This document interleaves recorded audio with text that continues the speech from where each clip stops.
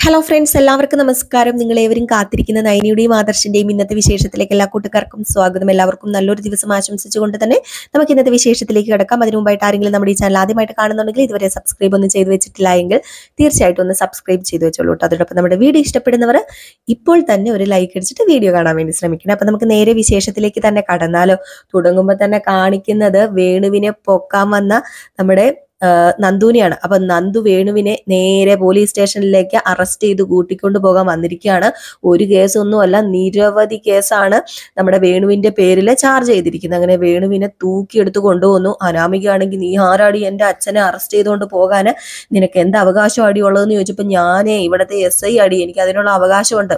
പിന്നെ ഇപ്പൊ നിന്റെ അച്ഛനെ അറസ്റ്റ് ചെയ്തുകൊണ്ട് പോവുകയാണ്. കുറച്ച് കഴിയുമ്പോൾ നിന്നെയും പിന്നെ നിന്റെ കൂട്ടത്തിലുള്ള കുറെ കഞ്ചാവ് കൂട്ടുകാരന്മാരുണ്ടല്ലോ, അല്ലെ, നീ ഈ ഡ്രഗ്സ് ഒക്കെ ഉപയോഗിക്കുന്നവരുമായിട്ടാണല്ലോ കമ്പനി. അതെനിക്കറിയാടി.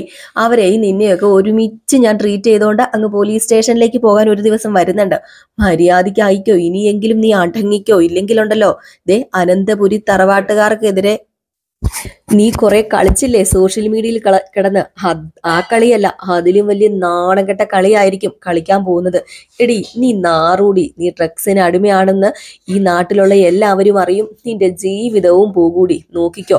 ഇപ്പോഴേ ഇങ്ങേരെ ഞാനങ്ങ് കൊണ്ടുപോകുക എന്നും പറഞ്ഞ് നമ്മുടെ വേണുവിനെ തൂക്കിയെടുത്ത് വണ്ടിയിൽ കെട്ടി നേരെ പോലീസ് സ്റ്റേഷനിലേക്ക് കൊണ്ടുപോകണം. അങ്ങനെ പോലീസ് സ്റ്റേഷനിലേക്ക് കൊണ്ടുപോകുന്നു. പിന്നെ ചറ പറ ഇടിക്കുന്ന ആ ഒരു രംഗമാണ് കാണിക്കുന്നത്. നമ്മുടെ നന്ദു ആണെങ്കിൽ എടുത്തിട്ട് ഇടിക്കുകയാണ് കേട്ടോ. അയ്യോ എന്നെ ഇടിച്ച് കൊല്ലല്ലേ മേഡം, മതി മേഡം എന്ന് പറഞ്ഞുകൊണ്ട് വേണു ഭയങ്കരമായിട്ടും കിടന്ന് നിലവിളിക്കുകയാണ്. ഭയങ്കര കാർച്ച. എവിടെന്ന്, എടാ നിനക്കിട്ടെ ഞാനേ പണ്ട് മുതൽ വെച്ചതെല്ലാം തരുന്നുണ്ടാന്ന് പറഞ്ഞു കുനിച്ചു നിർത്തിയും ഒക്കെ ഇടിക്കുന്നുണ്ട് വേണുവിനെ. അപ്പോഴേക്കും അവിടെ നിന്ന് കോൺസ്റ്റബിൾ പറഞ്ഞു, അയ്യോ മേഡം ഇങ്ങനെ ഇടിച്ചു കഴിഞ്ഞിട്ടുണ്ട് ഇയാൾ ചത്തുപോകില്ലേ? ഇവനൊക്കെ ജീവിച്ചിരുന്നിട്ട് എന്താ കാര്യം? ഇവനൊക്കെ ജീവിച്ചിരുന്നാല് നാട്ടിനും വീട്ടിനും ഒന്നും ഒരു പ്രയോജനമില്ല, ചത്തുപോട്ടെ, അത് തന്നെയാ നല്ലത് എന്ന് പറഞ്ഞു വീണ്ടും വീണ്ടും ഇടിച്ചപ്പോഴത്തേക്കും വേണു അയ്യോ മതി, ഞാനിനി ചത്തുപോവേ എന്ന് പറഞ്ഞു ഭയങ്കരമായിട്ട് കാറ. അപ്പം വേറൊരു കോൺസ്റ്റബിൾ പറഞ്ഞു, എപ്പോഴും ഒരു തമാശ പറയുന്ന കോൺസ്റ്റബിൾ ഉണ്ടല്ലോ, പുള്ളിക്കാരൻ പറഞ്ഞു, അതെ മേഡം CI സാറിന്റെ അടുത്ത സുഹൃത്താണ്. അപ്പൊ CI സാറ് വന്നു കഴിഞ്ഞിട്ടുണ്ട്, അത് വലിയ പ്രശ്നമാവെന്ന് പറഞ്ഞപ്പോഴത്തേക്കും CI അല്ലല്ലോ, CI അല്ലാട്ടോ, CI അല്ലായിരുന്നല്ലോ പുള്ളിക്കാരൻ ഇവരെക്കാളൊക്കെ കുറച്ചും കൂടെ ഉയർന്ന ഒരു ഉദ്യോഗസ്ഥനല്ലേ. അപ്പൊ സാറ് വന്നു കഴിഞ്ഞിട്ടുണ്ടെങ്കിൽ കുറച്ചും കൂടെ പ്രശ്നമാകും, അത് വലിയ പ്രശ്നമാവും കേട്ടോ, സാറിന് വേണ്ടപ്പെട്ട ആളാന്ന് പറഞ്ഞപ്പോ അതുകൊണ്ടാണല്ലോ ഇവിടെ ഇൻസ്പെക്ടർ വരുന്നതിന് മുമ്പ് ഞാൻ ഇവനെ അടിച്ച് ശരിപ്പെടുത്തുന്നത്, വന്നു കഴിഞ്ഞിട്ടുണ്ടെങ്കിൽ പറ്റില്ലെന്ന് എനിക്കറിയാം, ഇവനെ ഞാൻ അങ്ങനെ വെറുതെ വിടാൻ ഉദ്ദേശിച്ചിട്ടില്ലെന്ന് പറഞ്ഞു വീണ്ടും ചാറ പറ അടിക്കും. അപ്പം വേണു അയ്യോ മതി, ഇനി എന്നെ അടിക്കരുത്, നിങ്ങളൊരു റിലേറ്റീവ് അല്ലേ, ഞാൻ അതെങ്കിലും ഓർക്കണം. ഏത് തരത്തിലാടാ റിലേറ്റീവ് ആവുന്നത്? അനിയുമായിട്ടുള്ള ബന്ധം നിന്റെ മകൾ അവസാനിപ്പിക്കാൻ പോവല്ലേ, പിന്നെ എങ്ങനെയാടാ റിലേറ്റീവ് ആകുന്നത്? ഇനി വേണ്ട, ഇനി അടിക്കരുത്, ഞാൻ ചത്തുപോകും, പറഞ്ഞല്ലോ, ഇനിയെങ്കിലും കുറച്ച് ജീവനെങ്കിലും എനിക്ക് ബാക്കി വേണം, അതുകൊണ്ട് പറയുക, എൻ്റെ മകളെയും എൻ്റെ കെട്ടിയോളെയൊക്കെ നോക്കേണ്ടതാ.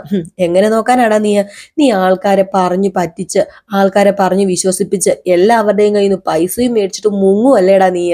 എല്ലാവരും അധ്വാനിച്ചിട്ടുണ്ടാക്കുന്ന പൈസയാടാ നീ മേടിച്ചോണ്ട് പോയി ചുമ്മാ ഇരുന്ന് തിന്നുന്നത്. നിന്റെ തൊഴിലേ ഇതല്ലേടാ, അതുകൊണ്ട് തന്നെയാടാ നീ ഒന്നും ഗതി പിടിക്കാത്തത്. ഇനി ഒരിക്കലും നീ ഒന്നും ഗതി പിടിക്കാൻ പോകുന്നില്ലടാ, കഷ്ടപ്പാടിന്റെ വില അറിയത്തില്ലാത്തവനെ, നിന്നെ ഞാൻ കാണിച്ചു തരാളെന്ന് പറഞ്ഞു വീണ്ടും ഭയങ്കരമായിട്ട് ഇടി. അപ്പം വേറൊരു കോൺസ്റ്റബിളും രണ്ടുപേരും കൂടെ തമ്മിൽ സംസാരിക്കുന്നുണ്ട്. അയാളോടുള്ള പകയും ദേഷ്യവും മുഴുവൻ തീർക്കുന്നുണ്ട്. ഇന്ന് മിക്കവാറും അയാളെ പെട്ടിയിലാക്കും, ആ ഒരു തരത്തിലാ മേഡം ഇടിക്കുന്നത്. സാധാരണ പോലീസുകാരുടെ ഇടിയൊന്നും അല്ല, ആണുങ്ങളുടെ ഇടിയല്ല ഈ മേഡം ഇടിച്ചോണ്ടിരിക്കുന്നത്. പ്രത്യേകിച്ച് നേരത്തെ ഇടി കിട്ടിയവന്മാരെല്ലാം പറഞ്ഞിട്ടുണ്ട്, പിന്നെ ഒരു 2-3 മാസത്തേന് എണീക്കാൻ പറ്റത്തില്ലെന്ന്, അമ്മാതിരി ഇടിയല്ലേ വെച്ച് കീച്ചുന്നത് എന്നൊക്കെ ഇങ്ങനെ പറഞ്ഞു. ഏതായാലും ഇടിച്ച് പരുവാക്കിയിട്ട് നമ്മുടെ നന്ദു അങ്ങ് മാറിപ്പോയപ്പോഴത്തേക്കും പുള്ളിക്കാരൻ വേണു ഇങ്ങനെ തളർന്നു കുത്തിയിരിക്കുമ്പോ അങ്ങോട്ടേക്ക് ചെന്നിട്ട്, അതെ വല്ല ആവശ്യം ഉണ്ടായിരുന്നോ സാറേ? സാറിന് ഈ തല്ലി മേടിക്കേണ്ട ആവശ്യം ഉണ്ടായിരുന്നോ? ദേ ഇനി ഒരു കാര്യം ചെയ്തോ, ഇവിടെ നിന്ന് നേരെ പോയി ഹോസ്പിറ്റലിൽ അഡ്മിറ്റ് ആയിക്കോ, ആയുർവേദ ഹോസ്പിറ്റലിൽ അഡ്മിറ്റ് ആവുന്നതായിരിക്കും നല്ലത്. അവിടെയാണെങ്കിൽ നല്ല പിഴിച്ചിലും ഉഴിച്ചിലും പെട്ടെന്ന് ഈ 2 മാസം എന്നുള്ളത് 1 മാസമാക്കി എടുക്കാം. ഇവിടെ നീ മേഡത്തിന്റെ തല്ല് കൊണ്ടിട്ട് പോയവരെല്ലാം 2 മാസം കിടന്ന കിടപ്പ് കിടന്നിട്ടേ ഉള്ളൂ, അല്ലാതെ എണീറ്റ് നടന്നിട്ടില്ല. അതുകൊണ്ട് ഞാൻ പറയാ, ദൈവത്തെ ഓർത്ത് ഇനി ഇങ്ങനെയുള്ള ഗുലുമാലുകൾ ഒപ്പിക്കാതെ മാന്യമര്യാദയായിട്ട് ജീവിക്കാൻ പറ്റുമെങ്കിൽ സാറ് ജീവിക്കുക, ഇല്ലെങ്കിലേ മേഡത്തിന്റെ കയ്യിൽ കിട്ടിയാല് ഈ പിഴിഞ്ഞ് നീരെടുത്ത് ഇഞ്ചം പരുവാക്കും എന്ന് പറഞ്ഞിട്ട് അവരങ്ങ് പോയിട്ടോ. ഏതായാലും വേണു ഇങ്ങനെ ഇരിക്കുവാണ്. ഈ ഒരു സമയത്താണ് ഇൻസ്പെക്ടർ വരുന്നത്, നമ്മുടെ സച്ചി വരുന്നത്. സച്ചി വന്ന ഉടനെ തന്നെ ആ കോൺസ്റ്റബിൾ പരാതിയായിട്ട് ചെല്ലുകയാണ് കേട്ടോ. എന്റെ പൊന്ന് സാറേ, ദേ മേഡം ഉണ്ടല്ലോ, അവനെ ഇടിച്ച് പഞ്ഞിക്കിട്ട് പരുവാക്കിയിട്ടുണ്ട് ആ വേണുവിനെ. വേണുവോ? അതാരാ? ആ അനാമികയില്ലേ ഇവിടെ പരാതി തന്നില്ലേ, ആ അനി എന്ന് പറയുന്ന ചെറുക്കനെതിരെ. ഓ ഓ ഓ ഓ അല്ല, ഇപ്പം അയാളെ എന്തിനാ ഇടിച്ചത്? എന്തിന്? പണ്ടത്തെ വൈരാഗ്യം മുതല് ജനിച്ചപ്പോ ഉള്ള വൈരാഗ്യം വരെ തീർത്തെന്നാ തോന്നുന്നത്. അത്രമാത്രം ഇടിയാ ഇടിച്ചിരിക്കുന്നത്. അങ്ങനെ ഇടിക്കാൻ പാടുണ്ടോ സാറേ? അത് അത് വലിയ പ്രശ്നമല്ലേ? നമ്മളിങ്ങനെ കൈവച്ച് കഴിഞ്ഞിട്ടുണ്ടെങ്കിൽ അതിനെന്താടോ ഇടിച്ചു കഴിഞ്ഞിട്ടുണ്ടെങ്കിൽ പ്രശ്നം? ഇടിച്ചു കഴിഞ്ഞിട്ടുണ്ടെങ്കിൽ ഒരു പ്രശ്നമില്ല. നന്ദുവിന് ഇടിക്കാൻ തോന്നിയാൽ നന്ദു ഇടിക്കും. നിങ്ങളെല്ലാം കണ്ണടച്ചങ്ങ് നിന്നാ മതി. ഓ, സാറ് വിവാഹം കഴിക്കാൻ പോകുന്ന പെണ്ണായതുകൊണ്ടായിരിക്കുമല്ലേ ഇതുപോലെയുള്ള നിയമങ്ങളൊക്കെ അവക്ക് മേഡത്തിന് ബാധകമല്ലാത്തത്. അതെ, നീ മിണ്ടാതെ അവിടെ ഇരുന്നോ. ഞാൻ വിവാഹം കഴിക്കാൻ പോകുന്ന പെണ്ണൊക്കെ തന്നെയാണ്. അതുകൊണ്ട് നിനക്ക് എന്താ പ്രശ്നം ഇരിക്കുന്നത്? നീ ഇതിന്റെ ഇടയിൽ കയറി കളിക്കരുത്. അവക്ക് ഇടിക്കാൻ തോന്നി അവൾ ഇടിക്കും, അടിക്കാൻ തോന്നി അടിക്കും. ദേ അതൊക്കെ കണ്ണടച്ചു നിന്ന് കണ്ടാ മതി എന്നൊക്കെ പറഞ്ഞിട്ട് നമ്മുടെ സച്ചിൻ അങ്ങ് പോയപ്പോഴത്തേക്കും ആ പുള്ളിക്കാരൻ അവിടെ നിന്നൊരു വനിതാ കോൺസ്റ്റബിൾ ഉണ്ട്, വനിതാ കോൺസ്റ്റബിളിനോട് പറയുക, ഓ നമ്മളൊക്കെ ചെയ്ത് കഴിഞ്ഞിട്ടുണ്ടെങ്കിൽ ഇപ്പൊ ഉണ്ടല്ലോ ഇങ്ങനെയൊന്നും അല്ലായിരുന്നു. അവള് അടി അടിച്ചപ്പോഴത്തേക്കും അവളെ പുകഴ്ത്തി പറയുന്നത് കണ്ടോ? വിവാഹം കഴിക്കാൻ പോകുന്ന പെണ്ണല്ലേ. അത് വേണുവിന്റെ അടുത്ത് എന്ന് പറഞ്ഞു. കണ്ടോ കണ്ടോ കണ്ടോ, ദേ നിങ്ങളുടെ കൂടത്ത് നിന്ന സച്ചിൻ സാറും ഇപ്പം അവളുടെ കൂടത്തിലേക്ക് തിരിഞ്ഞിരിക്കുക. എന്തിനാടോ വെറുതെ? ഇതിന്റെ വല്ല ആവശ്യം ഉണ്ടായിരുന്നോ? ഇതിന്റെ വല്ല ആവശ്യം ഉണ്ടായിരുന്നോ? അവിടെ നിന്ന് എന്തെങ്കിലും നഷ്ടപരിഹാരം കിട്ടി അതും മേടിച്ചോണ്ടിരുന്നാ പോരായിരുന്നോ? ഈ സച്ചിൻ സാറിനെ വിശ്വസിക്കരുത്. കാരണം പ്രേമിച്ച പെണ്ണിനെ കിട്ടാൻ വേണ്ടി ആണുങ്ങൾ എന്തും ചെയ്യും. അതിനുവേണ്ടി ദേ ഇപ്പം സച്ചിൻ സാറു കാലുമാറി നിങ്ങളുടെ അടുത്ത് നിന്ന്. അങ്ങനെ മാത്രം കരുതിയാ മതി. ഇനിയെങ്കിലും സൂക്ഷിച്ചും കണ്ടു ഓരോ കാര്യങ്ങളൊക്കെ ചെയ്യാൻ നോക്കടോ എന്നും പറഞ്ഞിട്ട് ആ കോൺസ്റ്റബിളും അങ്ങ് പോവാണ് കേട്ടോ. വേണു ഇങ്ങനെ എന്തോ പോയ അണ്ണാനെ പോലെ നിൽക്കുകയാണ്. പിന്നെ കാണിക്കുന്ന സീൻ എന്ന് പറഞ്ഞിട്ടുണ്ടെങ്കിൽ നമ്മുടെ വേണുവിനെ ഇറക്കുകയാണ് കേട്ടോ. അപ്പൊ പോലീസ് സ്റ്റേഷനിൽ നിന്ന് വേണുവിനെ ഇറക്കുകയാണ്. അപ്പൊ ഇറങ്ങി കഴിയുമ്പോഴത്തേക്കും നമ്മുടെ നന്ദുവിനോട് സച്ചി പറയുന്നുണ്ട്, എന്തിനായിരുന്നു ഇത്ര ഇടിക്കേണ്ട കാര്യമൊന്നും ഇല്ലായിരുന്നല്ലോ എന്ന് പറഞ്ഞപ്പോഴത്തേക്കും വേണു പറയാ, ഇവളെന്നെ ഇടിച്ച് മേഡം എന്നെ ഇടിച്ച് പരുവാക്കിയിട്ടുണ്ട്. ദേ എന്റെ കാരണത്ത് കിടക്കുന്ന പാടുകൾ കണ്ടോ? ഇത് മൊത്തം എനിക്ക് തന്ന സമ്മാനമാണ്. അങ്ങനെ ഞാൻ കേസ് പിൻവലിക്കുന്നൊന്നും ആരും പ്രതീക്ഷിക്കുമൊന്നും വേണ്ട. കേസ് ഒരിക്കലും ഈ വേണു പിൻവലിക്കാൻ പോകുന്നുമില്ല. ഇനി ഈ കേസിലേക്ക് മാത്രമേ ഈ വേണു പോകുന്നുള്ളൂ. എന്നെ പട്ടിയെ തല്ലുന്നത് പോലെ കൊണ്ടിട്ട് തല്ലിയില്ലേന്ന് പറഞ്ഞപ്പോഴത്തേക്കും തന്റെ കയ്യിലിരിപ്പ് മോശമായിട്ടല്ലേടോ തന്നെ ഇപ്പൊ ഇങ്ങനെ തല്ലിയത്? തന്റെ കയ്യിലിരിപ്പ് ആദ്യം നന്നാക്കാൻ നോക്ക്. അല്ലെങ്കിൽ പിന്നെ ഇനി തനിക്ക് അടിയൊക്കെ കിട്ടിയെന്നൊക്കെ ഇരിക്കും. എനിക്കൊന്നും ചെയ്യാൻ പറ്റത്തൊന്നുമില്ല എന്നൊക്കെ പറഞ്ഞു. ഏതായാലും ഈ സമയത്ത് നമ്മുടെ വേണു ഇതൊക്കെ കേട്ടിട്ട് അങ്ങ് പോവുകയാണ്. അപ്പൊ നന്ദുവിനോട് പറയുന്നുണ്ട്, വേണ്ടായിരുന്നു, ഇത്രയും ചെയ്യണ്ടായിരുന്നു എന്ന് പറഞ്ഞപ്പോഴത്തേക്കും എനിക്ക് എന്റെ മനസ്സിൽ അത്രയ്ക്കും വൈരാഗ്യമുണ്ട്. ഇയാൾ കാണിച്ചു കൂട്ടുന്ന ഓരോ തെമ്മാടിത്തരങ്ങൾക്ക് ഒരിക്കലും അതിൽ കൊടുക്കാനായിട്ട് പറ്റത്തില്ല. അതുകൊണ്ട് തന്നെയാണ് ഞാൻ ഇതൊക്കെ ചെയ്തത്. ഇവന് അടിയുടെ കുറവല്ല ഉള്ളത്. ഇവന് സത്യം പറഞ്ഞു കഴിഞ്ഞാൽ കാലും കയ്യും എല്ലാം തല്ലി ഓടിച്ച് വീട്ടിലിടുക ചെയ്യേണ്ടത്. അങ്ങനെ കിടന്നാൽ മാത്രമേ ഇവൻ നേരെ ചൊവ്വേ കിടക്കത്തുള്ളൂ. ഇല്ലെങ്കിൽ ഇവൻ വീണ്ടും മറ്റുള്ളവരുടെ കയ്യിൽ നിന്ന് പൈസയും മേടിച്ച് മറ്റുള്ളവരെ പറ്റിച്ച് ജീവിക്കും. അതുകൊണ്ട് തന്നെ ഞാൻ ഇതൊക്കെ ചെയ്തതെന്ന് ഇങ്ങനെ പറയുന്നുണ്ട് കേട്ടോ. അപ്പോഴത്തേക്കും നമ്മുടെ സച്ചിൻ പറയുന്നുണ്ട്, സാരമില്ല നന്ദു, ഏതായാലും നന്ദുവിന്റെ ഭാഗത്ത് ശരിയുണ്ടെങ്കിൽ നന്ദുവിന്റെ കാര്യം എങ്ങനെയാണെന്ന് വെച്ചാൽ നന്ദു ചെയ്യ് എന്നുള്ള രീതിയിൽ നമ്മുടെ നന്ദുവിനെ സോപ്പിട്ട് സച്ചിൻ ഇങ്ങനെ സംസാരിക്കുകയാണ് കേട്ടോ.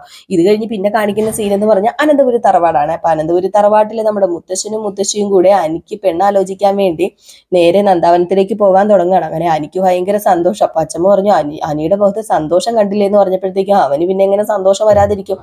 അവൻ എത്ര നാള് കൂടി കാത്തിരുന്ന കാര്യം നടക്കാൻ പോകുന്നത്. പിന്നെ അമിത പ്രതീക്ഷയൊന്നും വെക്കണ്ട കേട്ടോ മോനെ. നിന്റെ അമ്മയെ മാറ്റിയെടുക്കാന്ന് പറയുന്ന ചില്ലറ കാര്യമൊന്നുമല്ല. നിന്റെ അമ്മയ്ക്ക് ഇപ്പോഴും അനാമിക ഇല്ലാതെ പറ്റത്തില്ലെന്നാ പറയുന്നത്.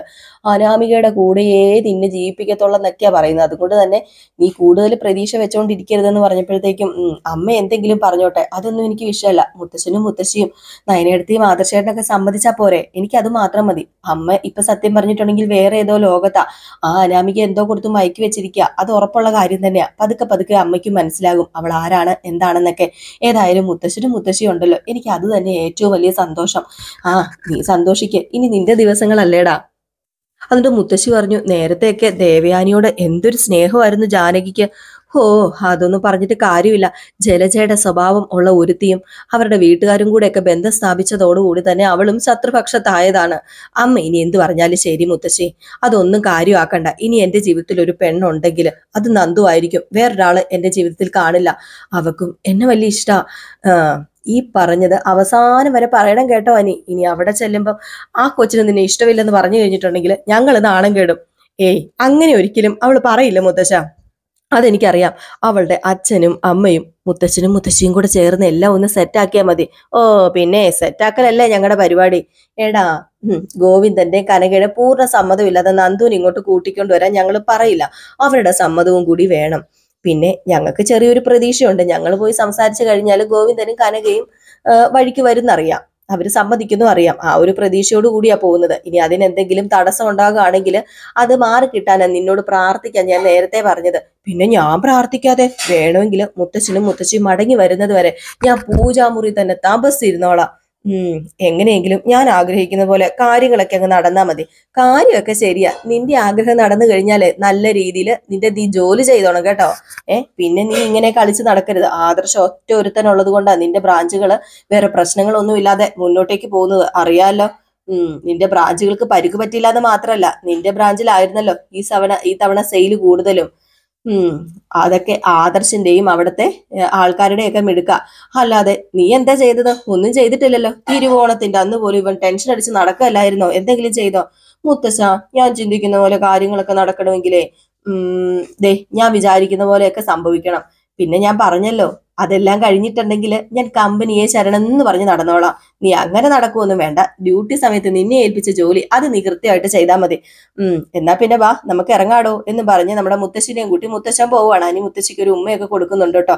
ഈ ഒരു സമയത്ത് മുത്തശ്ശൻ ചോദിച്ചു, അല്ല മുത്തശ്ശിക്ക് മാത്രമുള്ള ഉമ്മ എനിക്കില്ലേ? അല്ല, മുത്തശ്ശനും ഉണ്ട് എന്ന് പറഞ്ഞ് മുത്തശ്ശനും ഒരു ഉമ്മ കൊടുക്കാണ് കേട്ടോ. എന്നിട്ട് പറഞ്ഞു, പോയി വിജയിച്ചിട്ട് വാ മുത്തശ്ശ. പിന്നെ ഞങ്ങൾ യുദ്ധത്തിന് പോവുകയാണ് വിജയിക്കാനായിട്ട്. അടങ്ങി ഒതുങ്ങി ഇവിടെ ഇരുന്നോണം. നീ കാരണോ ഇവിടുത്തെ ഇല്ലാത്ത പ്രശ്നങ്ങളൊക്കെ ഇപ്പൊ ഉണ്ടായിക്കൊണ്ടിരിക്കുന്നത് അറിയാലോ. അതുകൊണ്ട് മര്യാദയ്ക്ക് ഇവിടെ ഇരുന്നോണം എന്നൊക്കെ പറഞ്ഞിട്ടാണ് നമ്മുടെ മുത്തശ്ശനും മുത്തശ്ശി അങ്ങ് പോകുന്നത്. ഈ സമയത്ത് പിന്നെ കാണിക്കുന്ന അനാമികയുടെ വീടാണ്. അപ്പം അനാമികയുടെ വീട്ടിലേക്ക് പോലീസ് സ്റ്റേഷനിൽ നിന്ന് വക്കീല് നമ്മുടെ വേണുവിനെ ഇറക്കിക്കൊണ്ട് വരുന്ന ഒരു സീനാണ് കാണുന്നത്. രേവതിയും അനാമിക ഇങ്ങനെ നോക്കി നിൽക്കുകയാണ്. വക്കീലാണെങ്കിൽ വേണു അനാമികയല്ല, സോറി, അനാമിക രേവതി നോക്കി നിൽക്കുകയാണ്. വക്കീലാണെങ്കിൽ വേണുവിനെ പിടിച്ച് കയറ്റിക്കൊണ്ടാണോ വരുന്നത്. അപ്പൊ തന്നെ മനസ്സിലാകാം അവർക്ക് നല്ല താങ്ങ് കിട്ടിയിട്ടുണ്ട് പോലീസ് സ്റ്റേഷനിൽ നിന്ന്. അങ്ങനെ വേണു അകത്ത് എത്തിയ ഉടനെ തന്നെ പതുക്കെ പതുക്കെ ഇങ്ങനെ നടക്കുകയാണ് കേട്ടോ. അപ്പം അനാമിക ചോദിച്ചു, ഒരുപാട് തല്ലിയല്ലേ? തല്ലി, ഒരുപാട് തല്ലി. അല്ല, ഇനിയിപ്പോ എന്താ വക്കീൽ സാറെ ചെയ്യേണ്ടത്? നമ്മള് ഇനി എന്തെങ്കിലും ചെയ്യാനുണ്ടോ? അനാമികയുടെ കവളത്തടിച്ചത് അനന്തമൂർത്തിയുടെ കൊച്ചുമോനാണ്. എന്നിട്ട് നഷ്ടപരിഹാരം തരാതെ ഒരുപാട് കളി കളിച്ചു. ഇപ്പൊ മോളുടെ അച്ഛനെ പോലീസ് സ്റ്റേഷനിൽ കൊണ്ടുപോയി തല്ലി ചതയ്ക്കുകയും ചെയ്തു. ആ നന്ദുവാ തല്ലി ചതച്ചിരിക്കുന്നത്. ഇതിനെന്തെങ്കിലും ഒരു പരിഹാരം ഉണ്ടോ? അങ്ങനെ ദ്രോഹിച്ചവർക്ക് തിരിച്ചടി കൊടുക്കണ്ടേ? ദ്രോഹിച്ചവർക്ക് തിരിച്ചടി കൊടുക്കണം. ഹനിയെ മാത്രമല്ല, അനന്തമൂർത്തി ഉൾപ്പെടെ ആ വീട്ടിൽ ആരൊക്കെ മോളെ ദ്രോഹിച്ചിട്ടുണ്ടോ അവർക്കെതിരെ കംപ്ലൈന്റ് കൊടുക്കണം. അങ്ങനെ കൊടുക്കുന്നോണ്ട് വല്ല പ്രയോജനം ഉണ്ടാവുമോ? പ്രയോജനം ഉണ്ടാകും. പ്രയോജനം ഉണ്ടാക്കണം. എനിക്ക് കിട്ടേണ്ട തല്ലെല്ലാം അവള് തന്നു കഴിഞ്ഞു മോളെ. ഇനി ഇതിനപ്പുറം ഒന്നും കിട്ടാനില്ല. അത്രയ്ക്ക് ദ്രോഹിച്ചു. ഇനി അവിടെ ആലോചിച്ച് നിന്നിട്ടൊന്നും ഒരു കാര്യമില്ല. അച്ഛാ, ഞാൻ എന്തിനും തയ്യാറാ. അനന്തമൂർത്തി കോടതി കയറുന്നതും അയാൾ ജയിലിൽ കിടക്കുന്നതൊക്കെ എനിക്ക് ഭയങ്കര ഇഷ്ടാ. അതെനിക്ക് കാണണം. അനന്തമൂർത്തി മാത്രമല്ല മോളെ, സാധുവായ അയാളുടെ ഭാര്യ പോലും കോടതി വരണം. ആ സ്ത്രീയെ വിസ്തരിക്കണം. ഒരു തറവാട്ടില് തല മുതിർന്ന അമ്മയുണ്ടെങ്കിൽ അവർ കോടതിയിൽ കയറുന്നത് ഭയങ്കര നാണക്കേടായിരിക്കും എല്ലാവർക്കും. ആ സങ്കടത്തിന് നമ്മള് ഒരു സാക്ഷിയാകണം. ആ സങ്കടം നമ്മൾ എന്തിനാ കാണാതെ പോകുന്നത്? ഒരു കാര്യം ഞാൻ പറയാ, കള്ളക്കേസിൽ കുടുക്കി കഴിഞ്ഞാല് എന്താ ഉണ്ടാകാൻ പോകുന്നത്? ആ കള്ളക്കേസ് കുടുക്കിയ ഇപ്പൊ ഇതൊക്കെ ചെയ്തിരിക്കുന്നത്. അതിന് ഇനി എന്താണ് പരിഹാരമെന്ന് ഞാൻ പറഞ്ഞല്ലോ. ഏതായാലും ഒരു കേസ് ഫയൽ ചെയ്യാൻ പോവാ. മോള് ഒപ്പിടണം. ഞാൻ ഒപ്പിട്ടോളാം സാറേ, അതിന് കുഴപ്പമില്ല. ഞാന് എവിടെയും ഒപ്പിടാൻ തയ്യാറാണ്. ഒപ്പിടാൻ തയ്യാറാവണം. നമ്മൾ വിചാരിക്കുന്നിടത്ത് കാര്യങ്ങൾ നിൽക്കണം. ഇനി അനന്തപുരി തറവാട്ടിലെ ഒരാൾക്കും സ്വസ്ഥത കൊടുക്കരുത്. അപ്പോഴത്തേക്ക് നമ്മുടെ രേവതി പറഞ്ഞു, അനന്തമൂർത്തിയെ ഭാര്യ ഒരു ദിവസമെങ്കിലും സ്റ്റേഷനിൽ ഇരുത്താൻ പറ്റുമോ? അതേ പറ്റിയൊന്നും എനിക്കറിയില്ല. പക്ഷെ കേസാക്കി കഴിഞ്ഞാല് കോടതി കയറി ഇറങ്ങി നിരങ്ങേണ്ടി വരും. ചിലപ്പം കൊച്ചുമോനൊപ്പം ജയിലിൽ കിടക്കേണ്ടിയും വരും. അതിനുള്ള കാര്യങ്ങൾ എന്താണെന്ന് വെച്ചാൽ ഇനി ചെയ്യാം. അനന്തമൂർത്തിയുടെ ഭാര്യ മാത്രമല്ല സാറേ, അവന്റെ ഏടത്തിനെയും ഏട്ടനെയും എല്ലാവരെയും കോടതി കയറ്റണം. ആ അനന്തപുരി തറവാടയെ നശിക്കണം. എല്ലാവരും ഇഞ്ചിഞ്ചായിട്ട് കൊല്ലണം. എന്നാ പിന്നെ ഞാൻ അങ്ങോട്ട് പോവുക. ഇടയ്ക്ക് ഓഫീസിലേക്ക് ഇറങ്ങുക. വിശദമായിട്ടൊരു കംപ്ലൈന്റ് ഞാൻ തയ്യാറാക്കി വെക്കാം എന്ന് പറഞ്ഞ് വക്കീൽ അങ്ങ് പോവുകയാണ് കേട്ടോ. ഏതായാലും ഈ സമയത്ത് വേണു രേവതിയും അനാമികയും മാത്രമേ ഉള്ളൂ. പിന്നെ അങ്ങനെ വേണു പറയാ, തല്ലിപ്പോ ഒരുപാടായി, ആ തല്ലിന്റെ വേദന തീരണമെങ്കിൽ വക്കീല് പറഞ്ഞ കാര്യങ്ങളൊക്കെ നടക്കണം, എങ്കിലേ ഇനി എനിക്ക് കിട്ടിയ തല്ലിന്റെ വേദന തീരത്തുള്ളൂ. മോളെ, ആ വേദന നമുക്ക് തീർക്കണം അച്ഛാ, ആ വേദന തീർക്കണം എന്നും പറഞ്ഞ് ഇങ്ങനെ അനാമിക നിൽക്കുന്ന ആ ഒരു സീൻ കാണിച്ചിട്ടാണ് ഇന്നത്തെ വിശേഷം അവസാനിക്കുന്നത്. അപ്പൊ എല്ലാവരും കാത്തിരിക്കുക അടുത്ത വിശേഷത്തിനായിട്ട്. അടുത്ത വിശേഷവുമായിട്ട് എത്രയും പെട്ടെന്ന് കാണാം. അതുവരെ എല്ലാവർക്കും ടാറ്റ, ബൈ ബൈ. ഒരു ലൈക്ക് അടിക്കാൻ മറക്കരുത്. ആദ്യമായിട്ട് ആരെങ്കിലും കാണുന്നുണ്ടെങ്കിൽ ഒന്ന് സബ്സ്ക്രൈബും കൂടെ ചെയ്തേക്കണേ.